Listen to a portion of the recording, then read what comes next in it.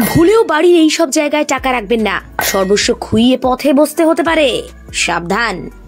বাস্তু মতে টাকা পয়সা রাখার ক্ষেত্রে অনেক নিয়ম মানা দরকার।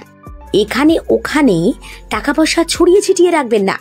বেশ কয়েকটি জায়গায় তো টাকা একদম রাখবেন না, আর্থিক প্রবাহ বাধাপ্রাপ্ত হবে, অর্থহানিও ঘটতে পারে। কোন কোন জায়গায় টাকা পয়সা রাখবেন না? দক্ষিণ পশ্চিম দিকের খোলা অংশ বা জানলার পাশে টাকা পয়সা রাখবেন না। দক্ষিণ পশ্চিম দিককে বাস্তুমতে স্থায়িত্বের দিক বলা হয়। এই কোণেই যদি খোলা জানলা, দরজা বা কোনো খোলা অংশ থাকে তাহলে তো টাকা রাখা শুভ নয়, খরচ বেড়ে যেতে পারে।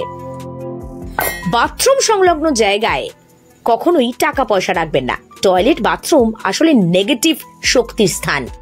জলের প্রবাহ যেমন সব ধুয়ে নিয়ে যায়, ঠিক সেভাবেই সব ভালো কিছু ধুয়ে নিয়ে চলে যাবে, আর্থিক ক্ষয় বাড়বে। রান্নাঘরে গ্যাসের আশেপাশে কখনোই টাকা পয়সা রাখবেন না। বাস্তুমতে রান্নাঘর অগ্নি শক্তির প্রতীক, আগুনের কাছে অর্থশক্তি রাখবেন না, এদের মিল হয় না।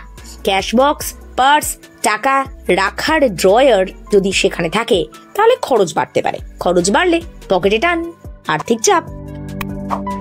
উত্তর পূর্ব কোণকে অত্যন্ত পবিত্র বলা হয়, জলশক্তির প্রতীক। এখানে নোংরা, অগোছালো, ভারী বা পুরনো জিনিস জমিয়ে রাখলে আর্থিক প্রবাহ বাধাপ্রাপ্ত হয়।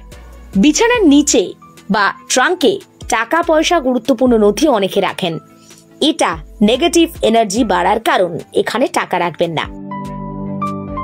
উত্তর দিকের খোলা তাকে টাকা রাখবেন না।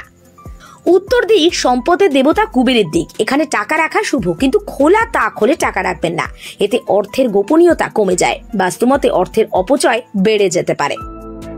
ভাঙা আলমারি বা ভাঙা ড্রয়ারে টাকা পয়সা রাখবেন না, বাস্তুমতে এটা আর্থিক স্থিতাবস্থাকে নষ্ট করতে পারে। আরো জানতে আপনি বাস্তুবিদের সঙ্গে কথা বলুন।